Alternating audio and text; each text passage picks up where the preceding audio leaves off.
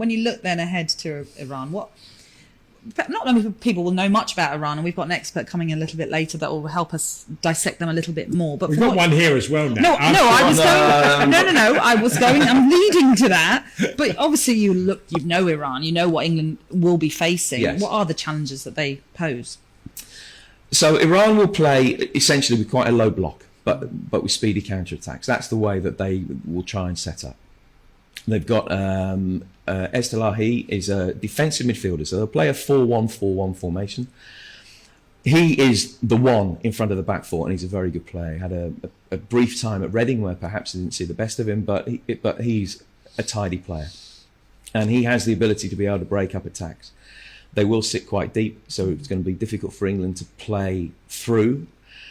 And this is the kind of game where I think James Maddison would have been really well suited, because he offers something different. I mean, I can't imagine he's going to be playing. But I think that this is the type of challenge that maybe a Maddison and a Foden playing from midfield would really come to the fore.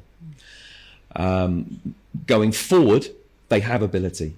The fact that they're almost certainly going to be without Azmoun is a big bonus as far as England are concerned. Mehdi Taremi is a fantastic player, more than 60 caps behind him, and a very good record for Porto. So they are, I think, worthy of a ranking in the top 20 in the FIFA World list. I don't think that flatters them unduly. I think this is a more difficult game than many anticipate it being. I think it'll be a low-scoring game, and if England win, that is a really good start to the tournament, I think, for them. There's been a big emphasis on, certainly club football, as more substitutes have been included on the bench. You can make more changes. Yeah. You feel like Gareth is going to have to use his substitutions as best as he's ever done, because there are going to be games, like you've just suggested, where teams are going to just make it so difficult that tactically you've got to get nearly every call right. And I think that benefits England, Cass, because if you had a World Cup where you name a squad list, and then opposition managers take the best 11 out of your team and you can't use them. So you've got to use effectively a second 11 World Cup. I think England would win that. So they've got so much ammunition coming off the bench. And I think that Jack Grealish has almost been cast in that role these days, that he is, for England, a super sub, someone that can come on with fresh legs, with his dynamic runs and his ability to be able to draw fouls and bad tackles out of opponents in the last 25 minutes of games. And I think, going back to something that Stuart has talked about a lot, these days it isn't just an 11-man game. No. It's very definitely a 16-man game in the World Cup. You could put Trent in that, couldn't you? Yeah, no, absolutely. I mean, England have so many options.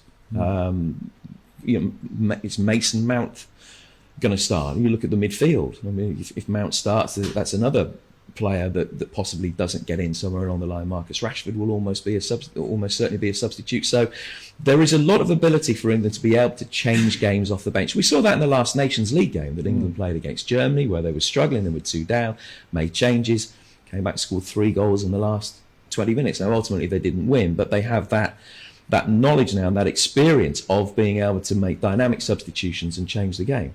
The one observation of Gareth in the past is that his substitutions have sometimes been too late, and that he hasn't been adventurous enough with them. Now, Gareth, as we know, not takes criticism personally, but will listen to everything that is said and will be very self-critical, and will look at how other games have been played in the past and how they panned out. And I would like to think that he will have learnt from certain aspects in those games, and that he might make different decisions at different times if he feels appropriate.